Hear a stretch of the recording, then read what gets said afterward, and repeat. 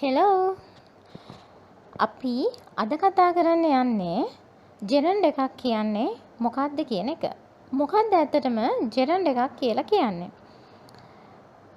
සරලවම කිව්වොත් ජෙරන්ඩ් එකක් කියලා කියන්නේ ක්‍රියාපදයක නාමපද ස්වරූපයට. උදාහරණයක් විදිහට ගත්තොත් අපි පොතක් කියවමින් සිටිනවා කියන්නේ අපි කියනවා I am reading a book කියලා. මම දැන් පොතක් කියවමින් සිටිනවා. ඒත් එක්කම මට කියන්න අවශ්‍ය නම් කියවීම අපිව බුද්ධිමත් කරනවා කියලා. කොහොමද ඒක කියන්නේ? Reading makes us wise. එහෙම නැත්නම් කියවීම ඔබව බුද්ධිමත් කරනවා කියලා කියන්නේ reading makes you wise. ඉතින් එහෙනම් අපි දැනගන්න ඕන මේ ජෙරන්ඩ් කියන්නේ මොනවද කියලා. ඇත්තටම එතන ක්‍රියාවක් එහෙම නැත්නම් ඇක්ෂන් එකක් සිද්ධ වෙන්නේ නැහැ.